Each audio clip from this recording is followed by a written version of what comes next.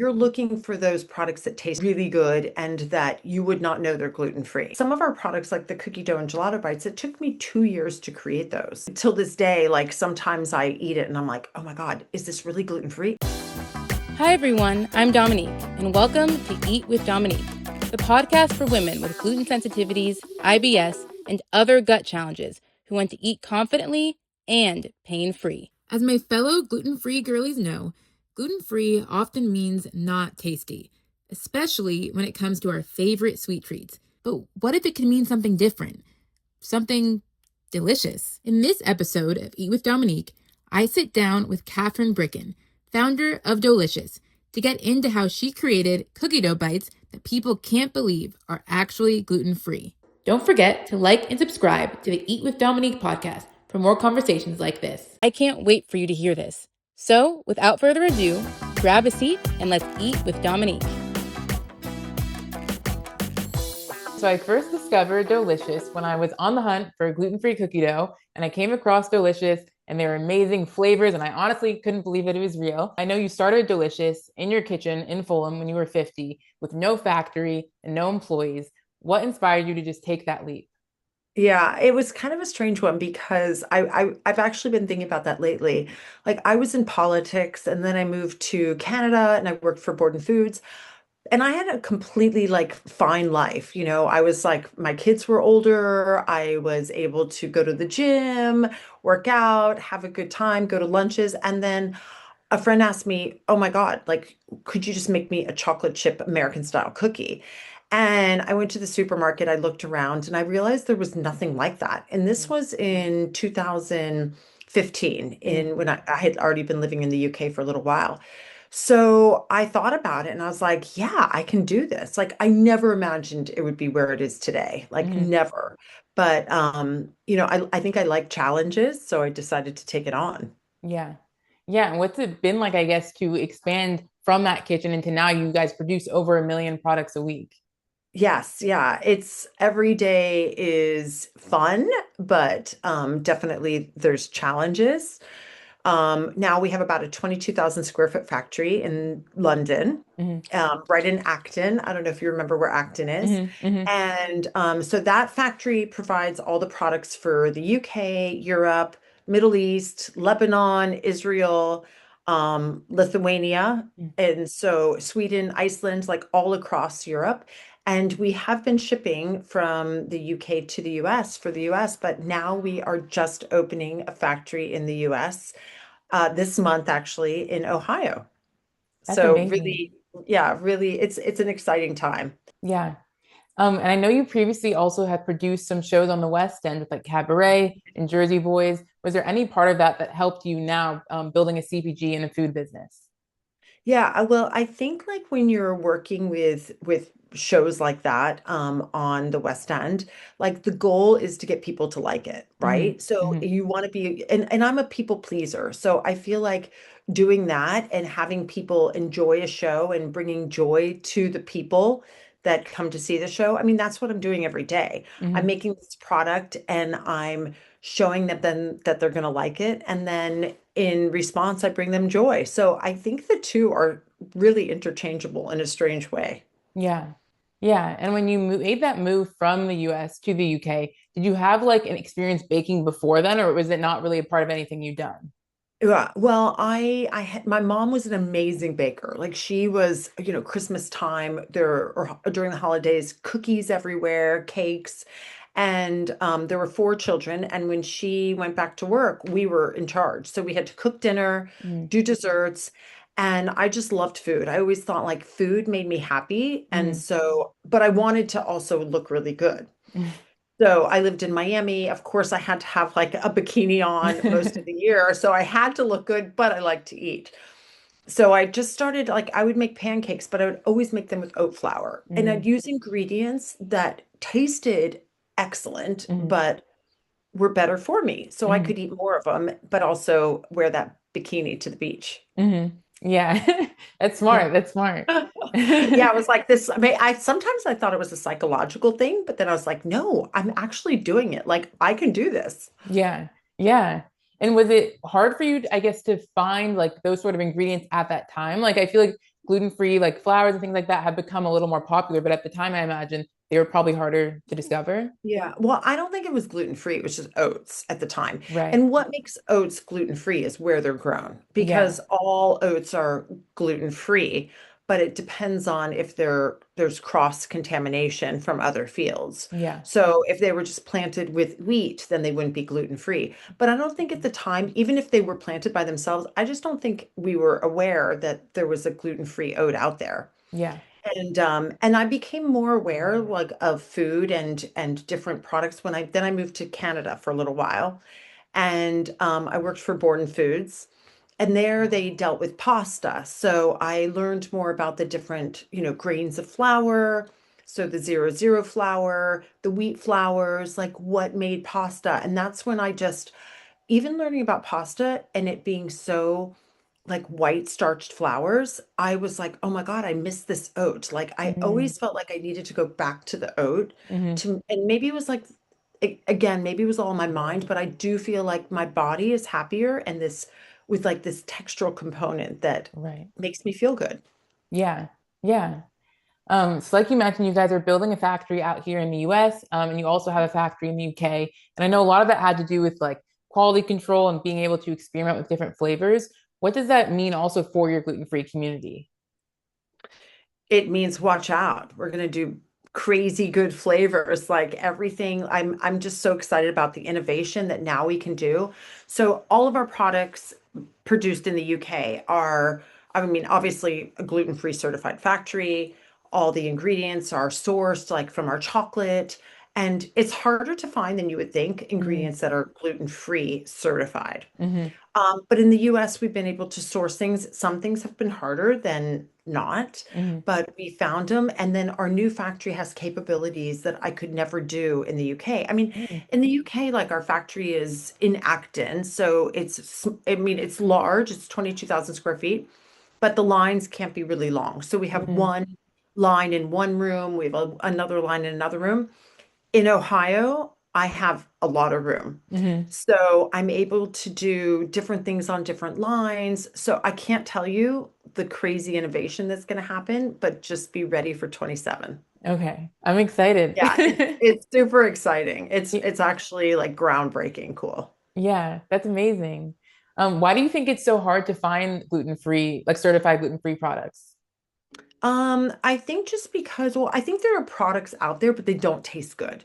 And Mhm. you're like me, a foodie, Hmm. so you're looking for those products that taste really, really good and that you would not know they're gluten free. Yeah. And I think that's where the struggle is, because I think a lot of people would just throw things together and they would use a granular rice flour or just something that they think would work as a gluten-free substitute, and it Mm-hmm. doesn't work. Hmm. So, like some of our products, like the cookie dough and gelato bites, it took me 2 years to create those. Wow.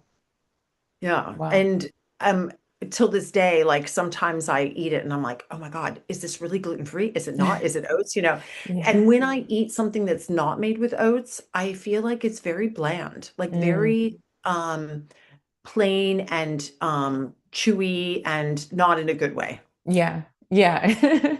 That's fair.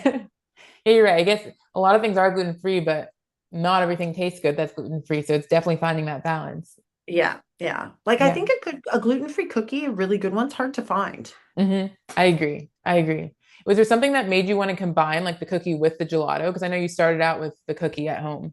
Yeah. So, all right. So when I started with right with the cookie dough to bake at home, and then I was like, okay, what's my next step? Like I'm one of these people like I get bored really easily. So I'm like, okay, what's the next thing? Hmm. Which now I have to like the hardest thing for me in business is learning to say no, and I have to just Hmm. focus. Hmm. But so I was like, okay, what's the next best thing? Is it an ice cream sandwich? So I actually bought machinery to trial, well, like temporary bought to trial making ice cream sandwiches. Hmm. And I didn't want to bake the cookie because at the time I didn't have the room to bring in ovens. Hmm. So I was like, I'm just going to make a cookie dough ice cream sandwich. So I'm Hmm. going to layer the dough, put the ice cream in the middle, and then another layer of dough.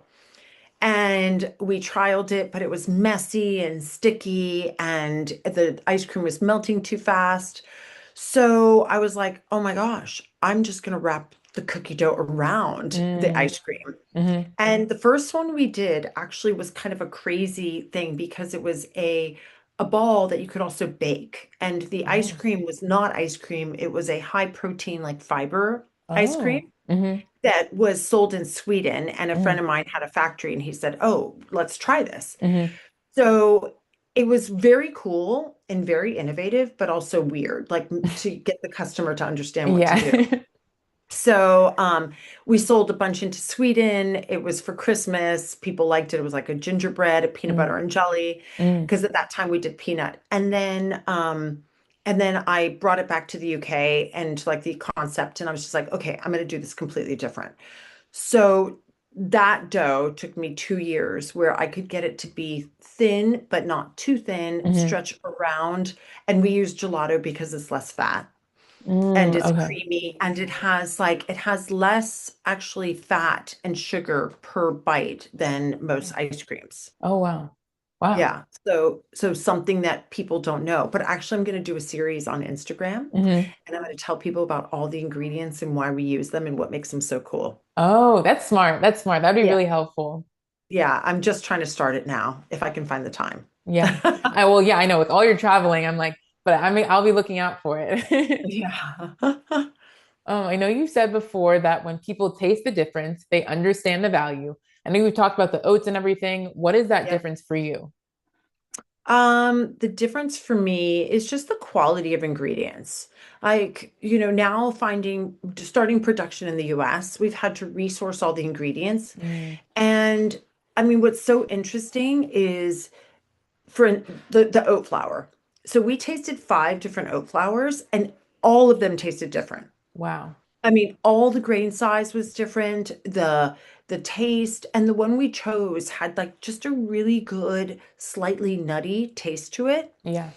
But I mean, believe me, all ingredients are not equal. Hmm. From chocolate to vanilla. I mean, the vanilla was crazy. Plus, we use a vanilla that is pure vanilla, but it can't have alcohol Mm, because we're halal and kosher hmm. certified. So to find that is not easy. And some of them were so sweet. We tried a gelato that we used one vanilla in, and it was overly sweet. And when Mm, you put the other one in, a different supplier, hmm. it totally balanced it. Wow. So I think just finding the right ingredients and taking the time to make sure that what we're sourcing is not only like sustainable, ethically sourced, like our chocolate, but also quality and Hmm. gives the customer that joy, the product that is going to make them happy and not think, "Ooh, what is that taste?" Something Yeah. like that. All right, guys, quick interruption. Because if you're like me, you already want to try Delicious. Kathryn was kind enough to share a BOGO offer exclusively for our community. Just check the link in the show notes. Okay, now back to the show. Does it almost feel like launching a completely new business now that kind of because hearing you talk, it's like you have to get all new suppliers, and even though the products on like paper are the same, it feels like it's almost like a new business in a way coming and expanding here. Yeah, yeah, it is. And well, we've had to stick to our label, so we Hmm. haven't been able to do a label change Hmm. just because that's a disaster. So if you have to do all new ingredients, Hmm. then it's a barcode change, and that's just crazy in the system. Hmm. But it is kind of cool that we've been able to find suppliers Hmm. that stick within our parameters Hmm.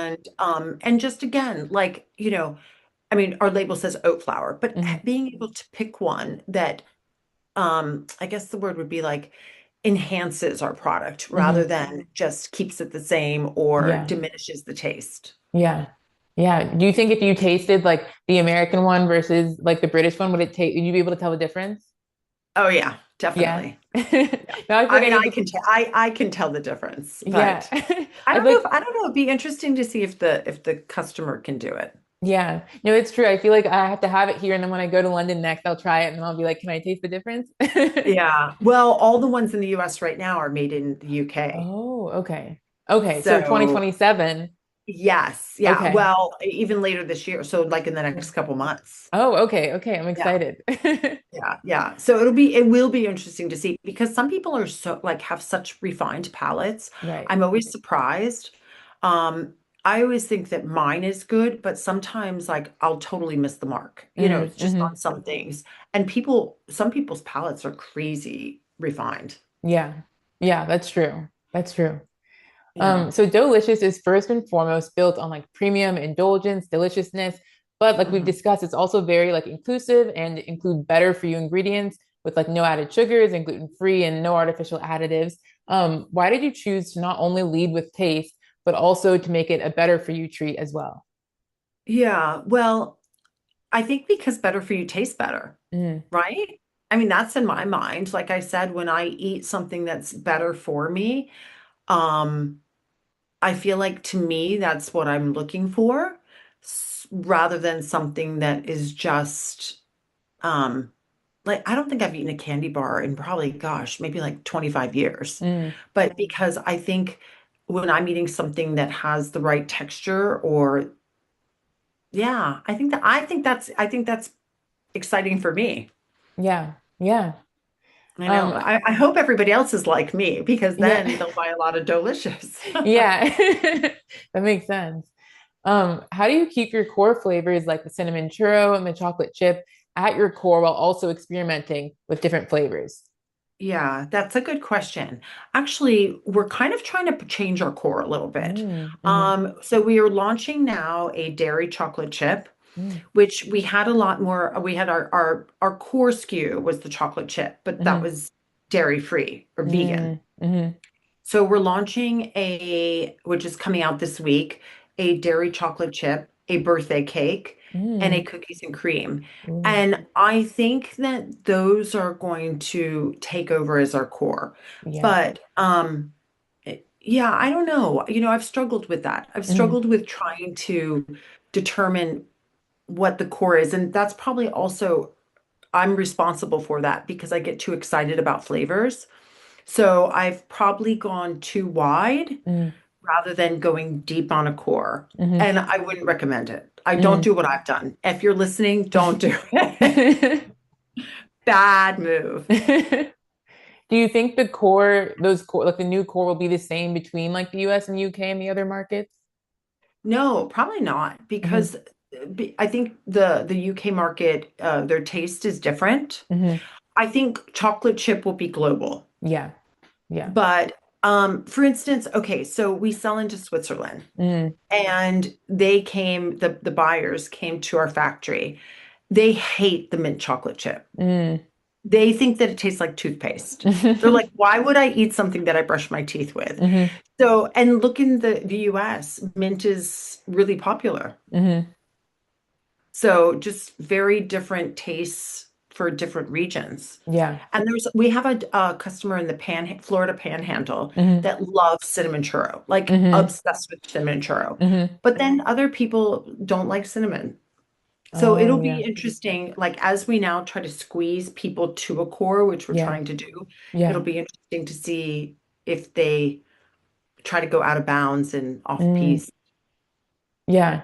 Wait, so when you say squeeze people to a core, does that mean like in how you're introducing like or the quantity of, I guess, products of a certain SKU, essentially like at the store? Well, we're trying to get like any new retailers, we're trying to push them to stick to a Oh, core rather than going like we're trying to limit the choices, yeah. Yeah. That's really which is probably interesting. better. Yeah, we'll see what happens. I mean, it's all a new thing. Yeah. So Wow. it might work, it might not work. Yeah. Yeah. Maybe everyone will want the cinnamon churro here. I don't know. I know, I know. Actually, when I was at Expo West, hmm this last Expo West just recently, the woman who started Poppy came to our stand, and the girls that were sampling, they ran to go get more product, and we were running out of everything, and we didn't hmm even have any cups, so they went to go get more little cups. And the woman who started Poppy came, and she's like, "This is the one product I've been told to try." And all I had was cinnamon churro and a napkin. I was like, "Here you go." So I hope she liked the cinnamon churro. Yeah. So I know now you're leading a team of 50, and of course, you're scaling globally, which is huge. You said that motherhood taught you a lot about leadership and business. What are those things that being a mom has taught you about being a leader and leading Delicious?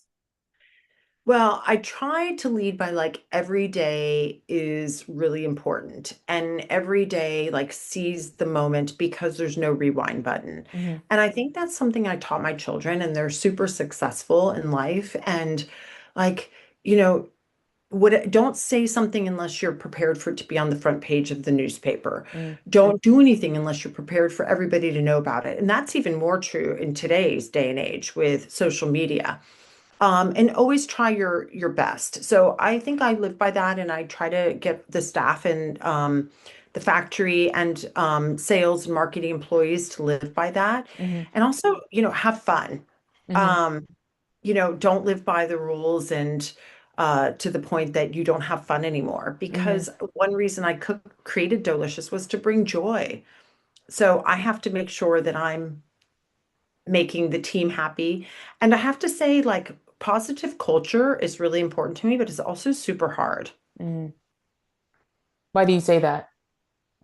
Well, because, every day, like, you have to make the effort to be happy and Hmm make sure that everybody is happy also hmm because culture is important in the office and we want people to be happy and not leave and go find another job and you invest time in them you invest like think about it you spend more time with the people at work than you do with your family members hmm hmm so if they're not having a positive experience then then I feel like I'm doing something wrong. Yeah.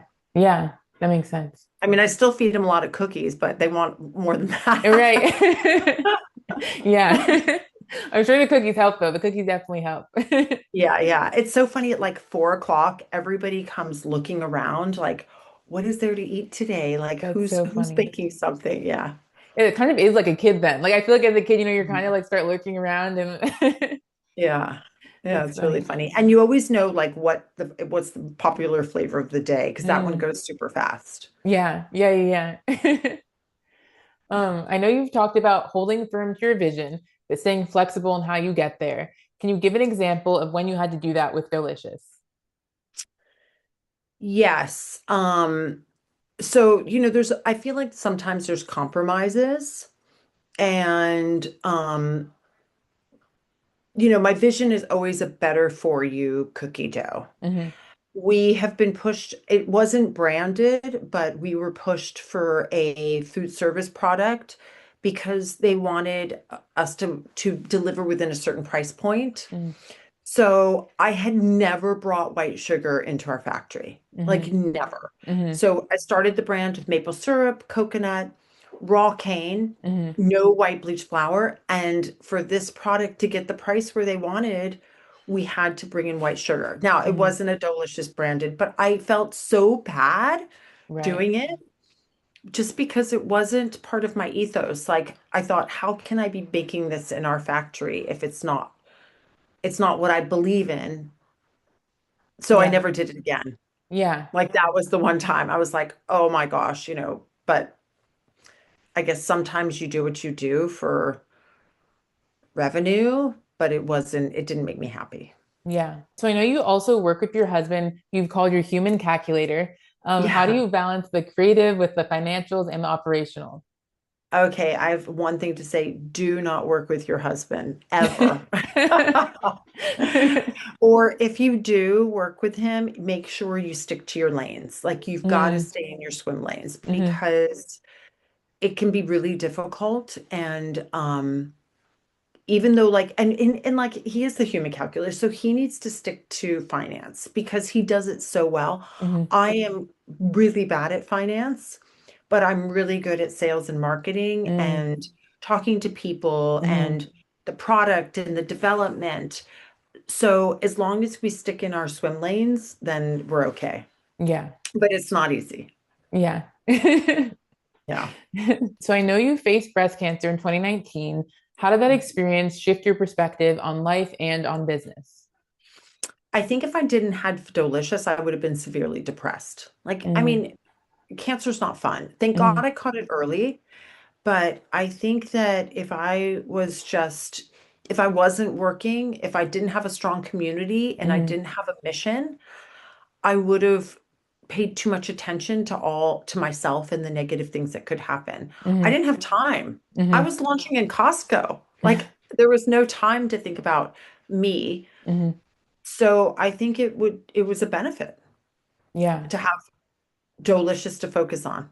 Yeah, yeah. And I know, making hundreds of, like you said, you were building the business and you're making hundreds of Yeah. cookie dough balls a day and perfecting the recipes. Obviously, that was a lot of, it was just a grind, of course. And I know you even got like hand surgeries, I think, during that time. Yeah. I guess what's the biggest lesson you learned from that time? Well, so I had two hand surgeries and that Hmm was from holding the bowl. hmm So you think like I would have had hand surgery on my right hand hmm because I use my right hand. I'm right-handed.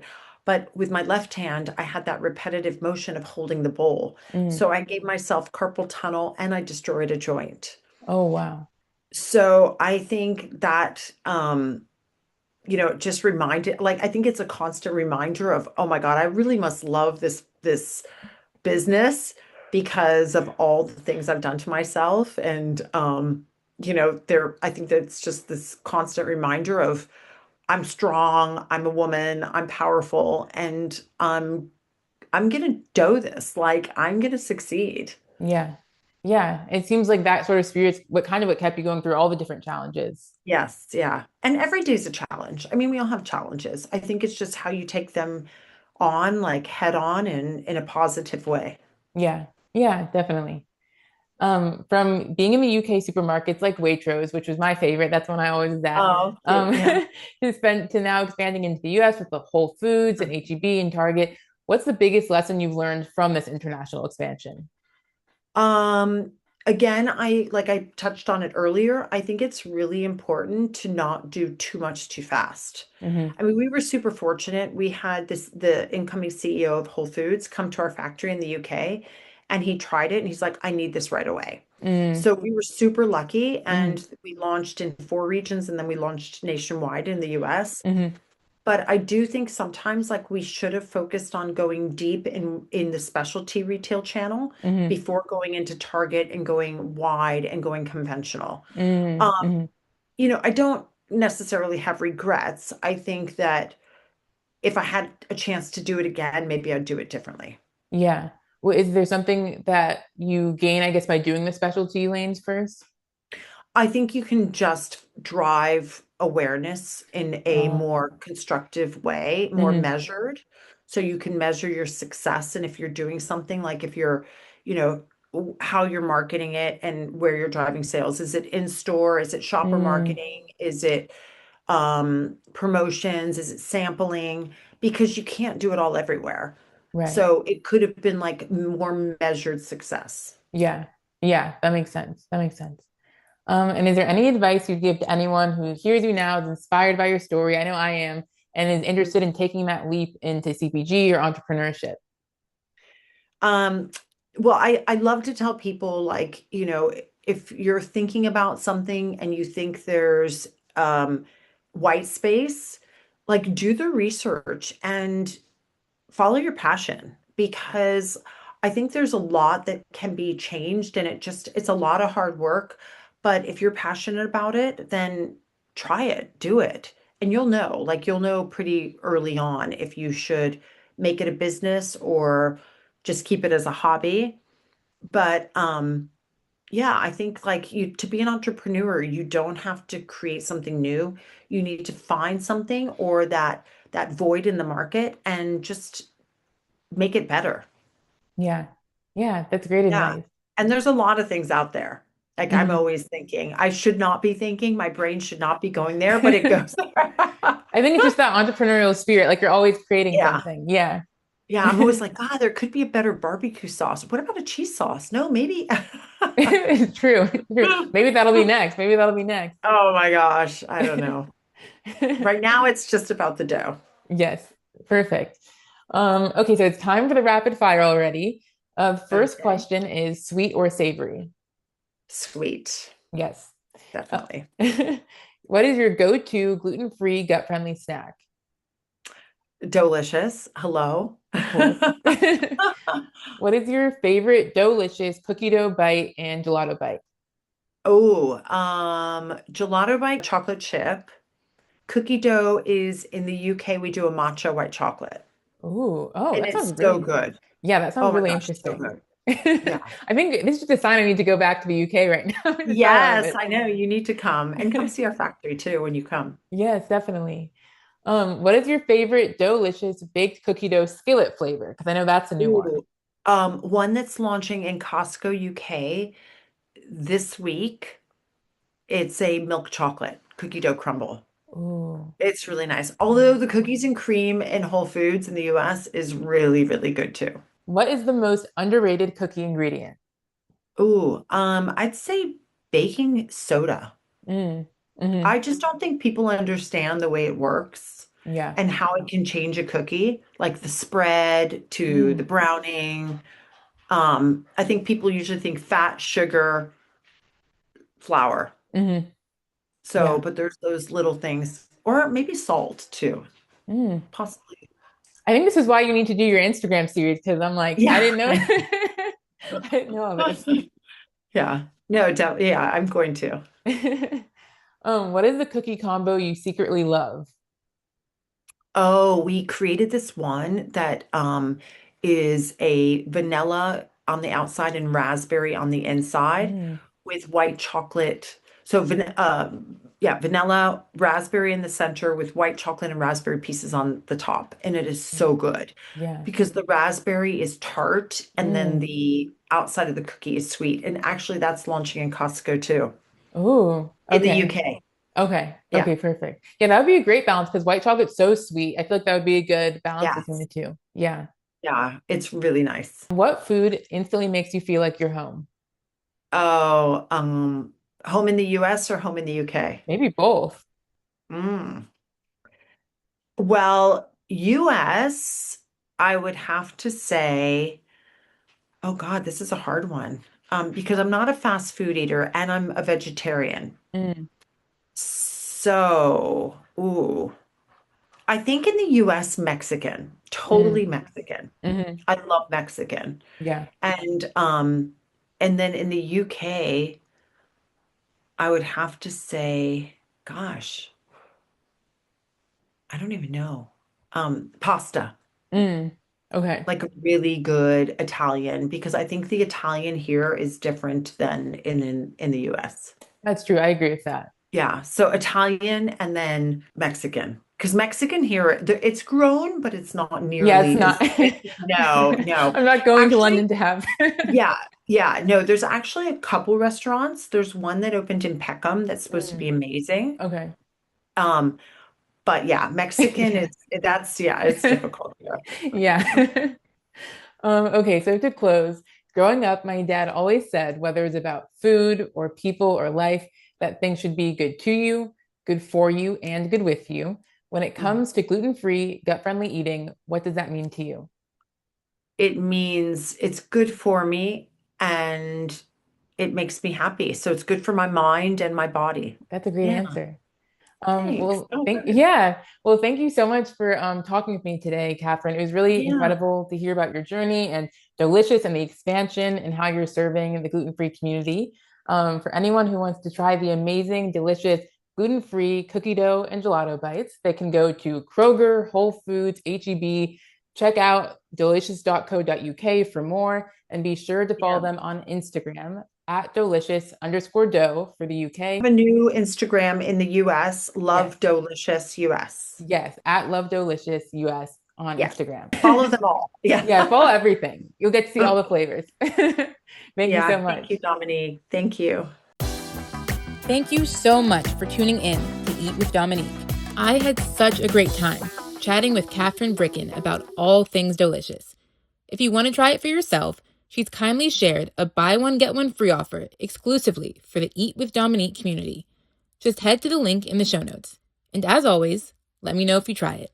I know you're going to love them as much as I did. If you liked this episode, Be sure to subscribe so you don't miss what's coming next. And if you have a gluten-free, allergy-friendly, or gut-sensitive friend who needs better options, send this episode their way. We'd love to have them. This podcast is all about actionable tips, trustworthy brands, and real strategies to make gluten-free, gut-friendly living easier, tastier, and pain-free. So remember, whether it's life or food, make sure it's always good to you, good for you, and good with you. I'll see you soon.